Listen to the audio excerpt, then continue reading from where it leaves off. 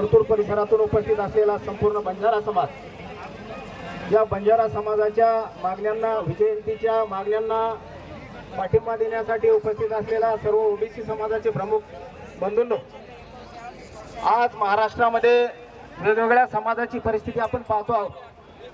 धनगर समाज स्वतःच्या अस्तित्वासाठी त्या ठिकाणी लढतोय, त्यांच्याकडे कोणी त्या ठिकाणी लक्ष देत नाहीये. आज या विजयंतीमध्ये काही विशिष्ट लोकांची त्या ठिकाणी घुसखोरी होते, याच्याकडेही शासनाचं लक्ष नाही. आणि ओबीसी मध्ये सुद्धा एका विशिष्ट समाजाच्या घुसखोरीचा प्रयत्न त्या ठिकाणी सगळ्या महाराष्ट्रावर चालू आहे, हे आपण पाहतो आहोत. हे सगळ्या महाराष्ट्रात काय चाललंय, सर्व गोंधळ या आरक्षणाच्या माध्यमातून आपण बघतो आहोत. मित्रहो, या 3 महिन्याच्या कालखंडामध्ये सगळ्या महाराष्ट्राची जी काही सामाजिक घडी आहे ती विस्कटून टाकण्याचं काम काही लोक या ठिकाणी करतायत. या वाटोळच्याच याच भूमीवरून आपण वेगवेगळ्या प्रकारची आंदोलनं केली आणि तेच आंदोलनं संपूर्ण महाराष्ट्रामध्ये त्यांनी त्या ठिकाणी भडकली. मित्रो, निश्चितपणानं हे विजयंतीचं जे काही आंदोलन आहे, या ठिकाणी जे काही राजपूत समाजाची जी घुसखोरी या विजयंतीमध्ये होत आहे, त्या या घुसखोरीला निश्चितपणानं ओबीसी समन्वयक समितीचा प्रमुख म्हणून मी या ठिकाणी निषेध करतो आणि यांच्या आंदोलनाला, तुमच्या आंदोलनाला आम्ही सर्व ओबीसी या ठिकाणी एकमुखानं पाठिंबा देत आहोत. मित्रो, आज महाराष्ट्रामध्ये अशा प्रकारची परिस्थिती निर्माण झाली. एक छोटीशी गोष्ट तुम्हाला या निमित्तानं मला सांगावीशी वाटते. एकदा काय झालं, एक रोटी विकणारा व्यापारी, एक भाकरी विकणारा व्यापारी 10 रुपयाला भाकरी विकायचा. विकत असताना त्यानं एक युक्ती लढवली. त्या ठिकाणच्या राजाच्या सेनापतीला, त्याच्या प्रमुखाला त्यानं त्या ठिकाणी गाठलं, मॅनेज केलं आणि त्याला सांगितलं की बाबा रे, मला या भाकरीची किंमत त्या ठिकाणी वाढवायची आहे. भाकरीची किंमत वाढायची तर राजाची परवानगी लागेल, तू राजाच्या कानावर घाल, राजाचं काय असेल तर आम्ही त्यांचं मागच्या दाराने करायला तयार आहोत. त्या सेनापतीनं त्या निरोप राजापर्यंत दिला. राजाला सांगितलं त्यांनी की 10 रुपयाची भाकरी आहे, व्यापाऱ्याला 30 रुपये करायची. त्याने त्या व्यापाऱ्याला बोलून घेतलं आणि त्याला सांगितलं, गदाड्या 30 रुपये नाही 100 रुपये कर. त्याला वाटलं की या ठिकाणी राजा विरोधात बोलतोय का काय. त्यांनी सांगितलं, मी सांगतोय तुला.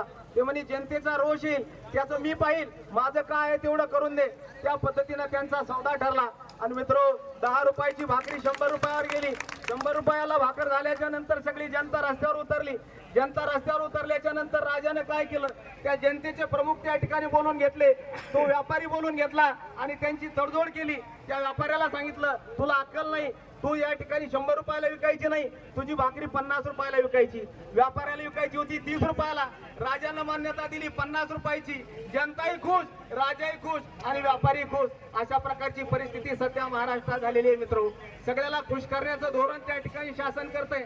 आज आपण पाहतो की त्या ठिकाणी धनगर समाज आपल्या मागण्यासाठी रस्त्यावर उतरलाय. अनेक दिवसापासून तो चळवळ करतोय. विजयंतीमध्ये होणाऱ्या त्या ठिकाणी घुसखोरीच्या विरोधात संदेश भाऊ आणि त्यांची टीम पूर्ण महाराष्ट्रभर त्या ठिकाणी पिंजून काढते.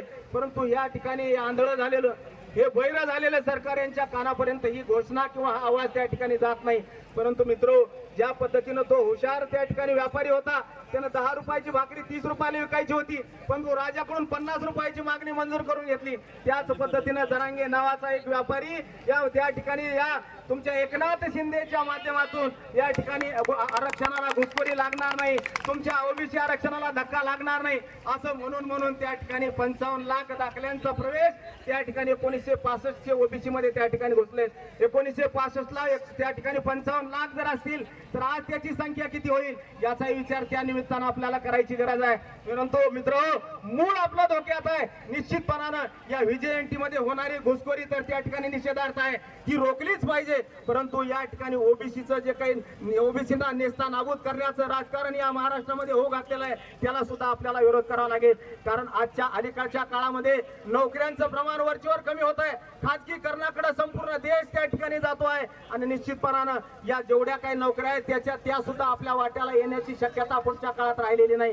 आणि म्हणून या ठिकाणी आपण ज्यांना मोठा भाऊ म्हणतो तो समाज तुम्हाला राजकारणातून हद्दपार करण्याचं काम त्या ठिकाणी करण्याचं षडयंत्र या महाराष्ट्रामध्ये होत आहे. म्हणून मित्र हो, या ठिकाणी ज्याला आपण राजकारणातले सत्तेचे स्रोत ज्यांच्या हातात दिले त्यांनी आम्हाला हे जे छोटे छोटे घटक आहेत ओबीसीचे छोट्या छोट्या घटकांना सत्तेतून बाहेर काढण्याचा प्रयत्न केलाय. आम्ही म्हणतो की या ठिकाणी घुसखोरी होत आहे, हे आम्हाला मदत करत नाही. ते मदत कशी करतील? आपण निर्णय करणारी जमात त्या ठिकाणी होण्याची गरज आहे.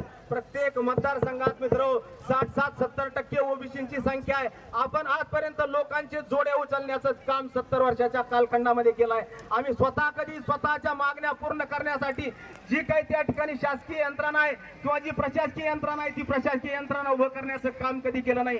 गाव जर चालवायचं असेल तर सरपंच आपला असावा लागतो, त्यावेळेला आपल्यासारखे निर्णय होतात. तालुका जर चालवायचा असेल पंचायत समिती आपल्या ताब्यात असावं लागते, त्यावेळेला निर्णय आपल्यासारखे होतात. जिल्हा जर चालवायचा असेल तर जिल्हा परिषद आपल्या ताब्यात लागते, त्यावेळेला निर्णय आपल्यासारखे होतात.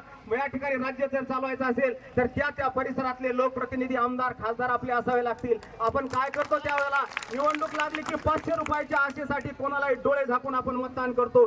त्यावेळेला आपण विचार करत नाही की उद्याच्या आपल्या बाया बापड्यांचं, आपल्या बंधूंचं, आपल्या भगिनींचं काय होईल, आपल्या मागण्यांचं काय होईल, आपल्या अधिकारांचं काय होईल, आपल्या कर्तव्याचं काय होईल. आणि त्यावेळेला डोळे झाकून आपण त्या ठिकाणी त्या सगळ्या गोष्टीला पाठिंबा देतो. आणि ज्या वेळेला आपल्यावर अन्याय होतो त्यावेळेला मित्र मग म्हणतो की आपल्यावर अन्याय झाला.